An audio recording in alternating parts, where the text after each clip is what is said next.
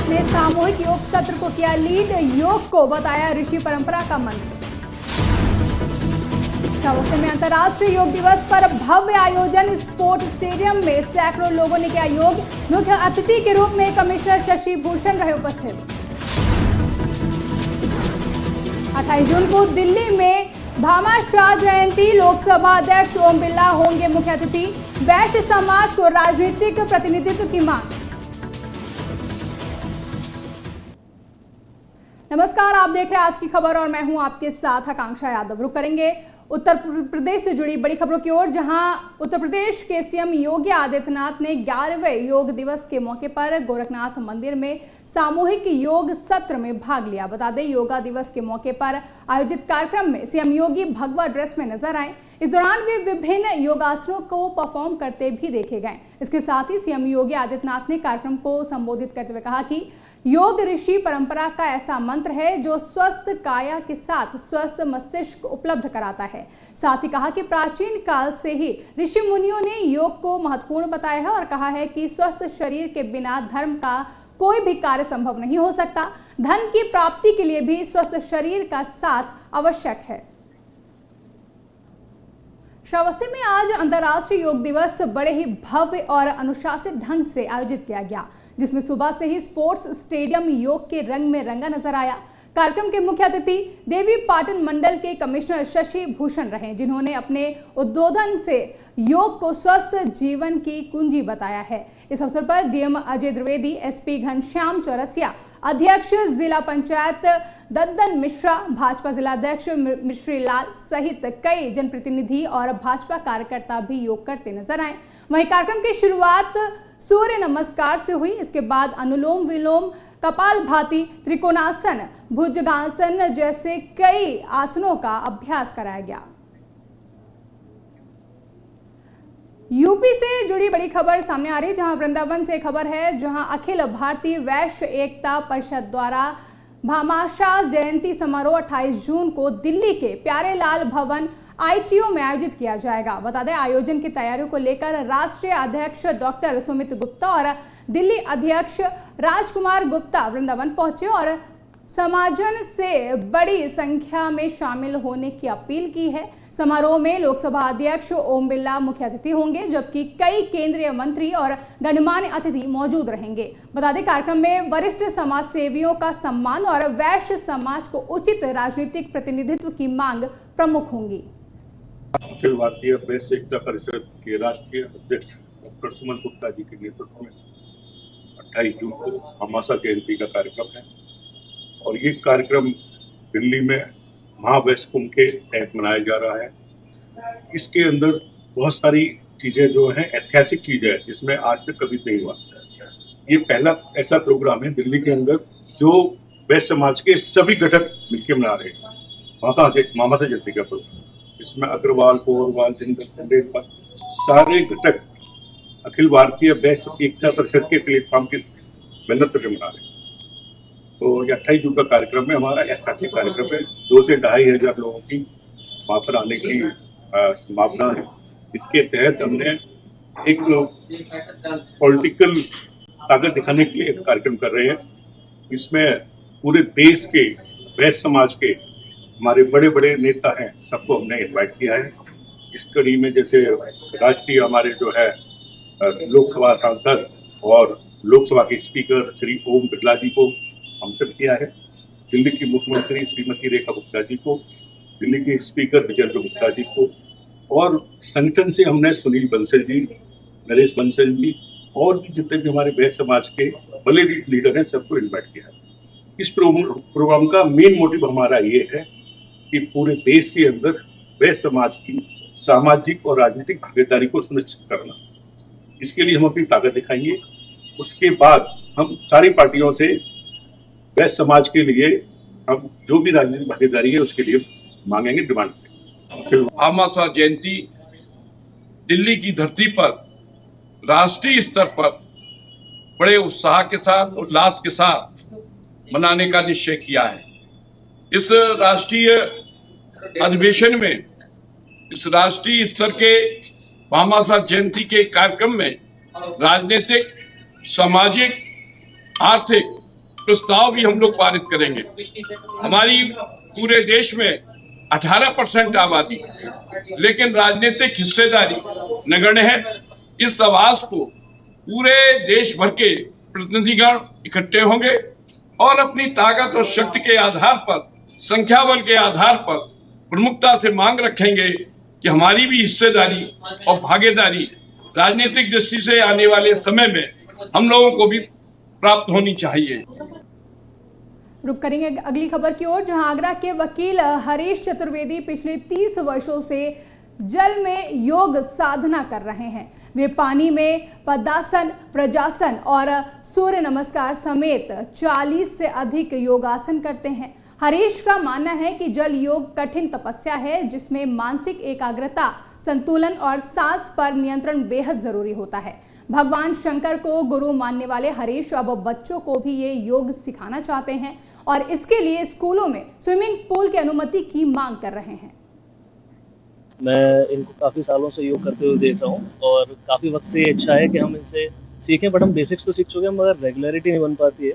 Lifestyle इस तरह का है कि रोज़ाना नियमित तौर पर योगा करना जो इनका अभ्यास है लगभग 30-35 साल का, उसको तो हम कैसे मैच कर सकते हैं। और ये विद्या ऐसी है नहीं कि आप ओवरनाइट इसे सीख जाएँ, तो जितना इसके लिए समय चाहिए उतना नहीं दे पाते, मगर हम कोशिश में है कि पहले ज़मीन पर योगा का बेसिक सीख लिया जाए और उसके बाद में पानी के अंदर जिस तरह से ये अलग अलग आसन लगाते हैं उनमें से कुछ हम एटलीस्ट लगा पाए, शुरुआत कर पाएँ। जी, इसका फ़ायदा एक्चुअली बहुत दूर तक जाना चाहिए, पर अब ये कुछ तो विडंबना है कि हमारी जो अपनी पुरानी परंपराएं हैं उनको हमने छोड़ दिया है और यहीं पर वेस्टर्न बहुत सारी इस तरह की शैलियाँ हैं एक्सरसाइज की, चाहे वो पिलाटेस हो या इंटरमिटेंट फास्टिंग से रिलेटेड चीज़ें हैं, बहुत सारी और एक्सरसाइज की पद्धतियाँ हैं जिनको हमने अपना लिया है इंटरनेट की दुनिया में, मगर हमें ज़रूरत ये है कि हम इसको भी उतना ही पॉपुलराइज करें। देखिए, समय थे जहाँ तक ख्याल है तो मैं खुद भी नहीं बता सकता हूँ कब से कर रहा हूँ इसको धीमे धीमे करके ही हो पाया, एक साथ नहीं हुआ कोई चीज़। एक आसन में बद्ध पद्मासन जो लगता है वो मुझे अब प्रयास था मेरा 18 में लग पाया। वो इसमें पद्मासन लगाने के बाद इस हाथ से हमें ऐसे पकड़ते पीछे, इसको पकड़ लेना दूसरे ऐसा करके, तो उसमें फिर बैलेंस बनना, तो वो बड़ी मुश्किल से लग पाया। उसकी कामना थी मन में, तो ईश्वर ने वो पूरा कर दिया। और सबसे बड़ी बात ये होती है कि भगवान शंकर को हमने गुरु माना। आध्यात्म के और योग के देवता वही है, ब्रह्मांड के देवता वही है और सारे देवता।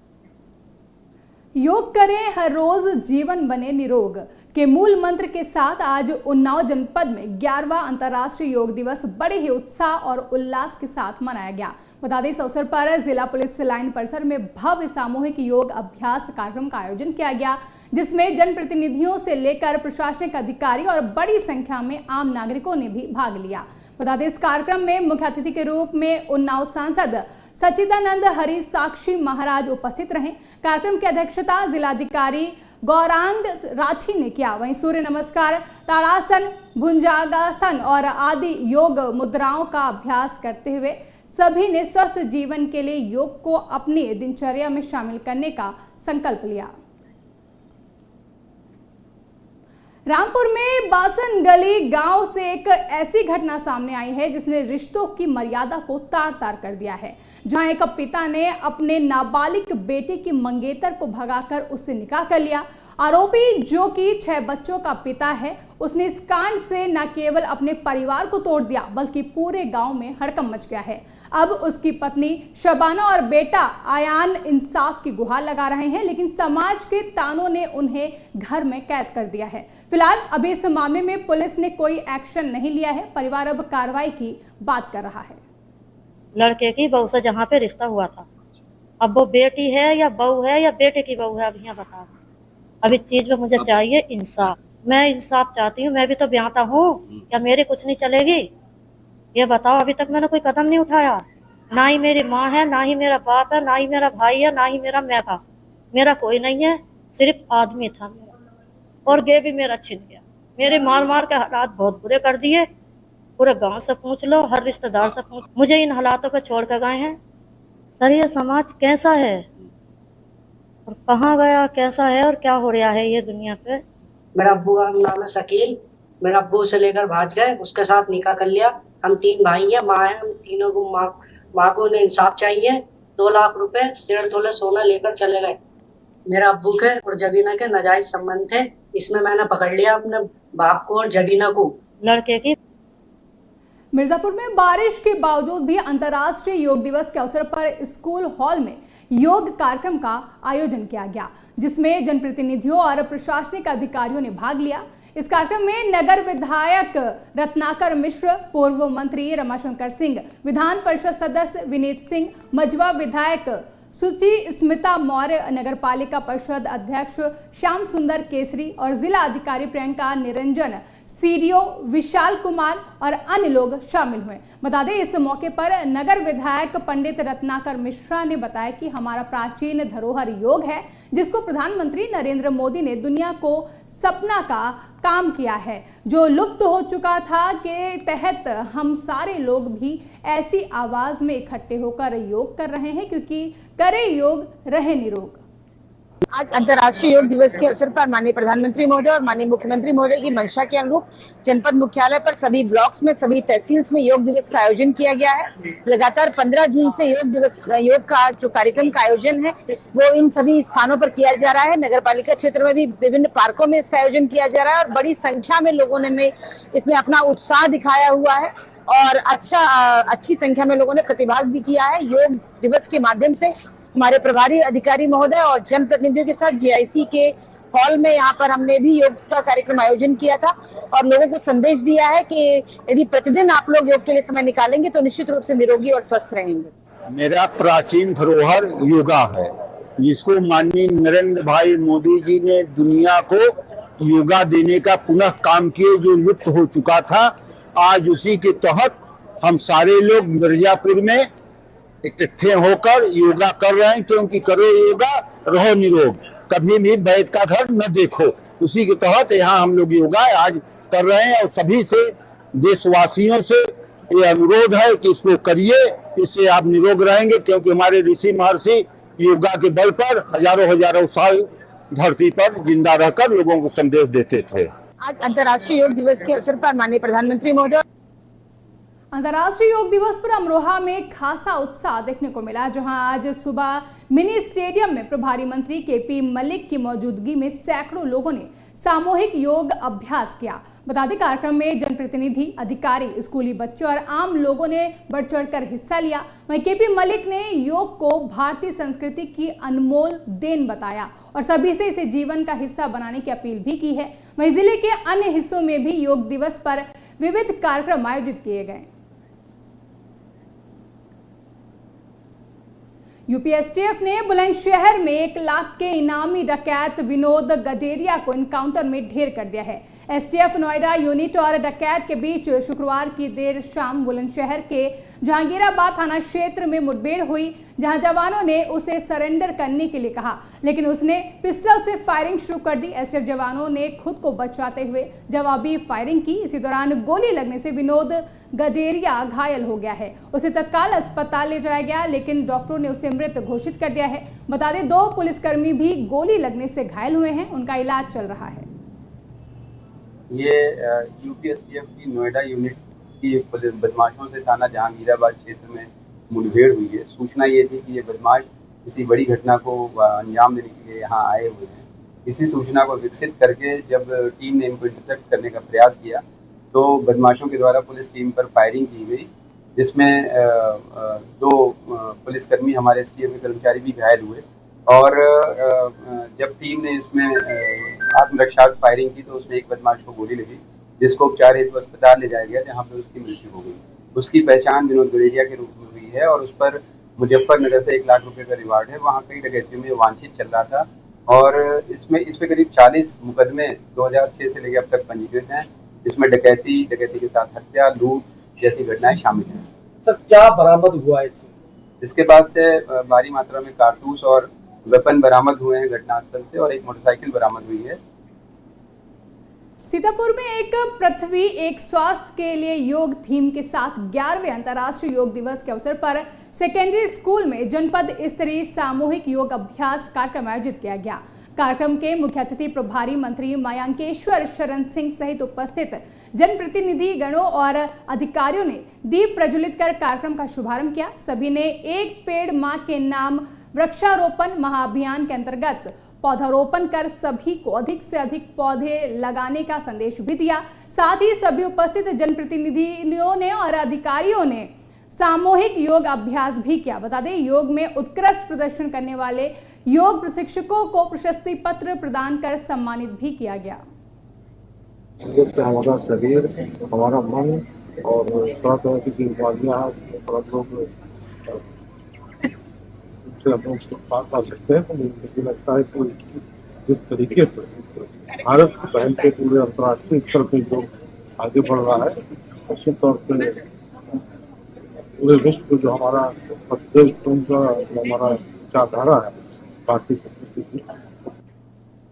अगली खबर चंदौली से है, जहां 11वें अंतर्राष्ट्रीय योग दिवस के अवसर पर व्यापक उत्साह और भागीदारी देखी गई। जहां जिला मुख्यालय स्थित कॉलेज में मुख्य कार्यक्रम का आयोजन किया गया, जिसमें उत्तर प्रदेश सरकार के मंत्री और जनपद के प्रभारी मंत्री संजीव गौड़ मुख्य अतिथि के रूप में मौजूद रहे। उनके साथ राज्यसभा सांसद साधना सिंह, जिलाधिकारी और मुख्य विकास अधिकारी भी मंच पर उपस्थित रहे।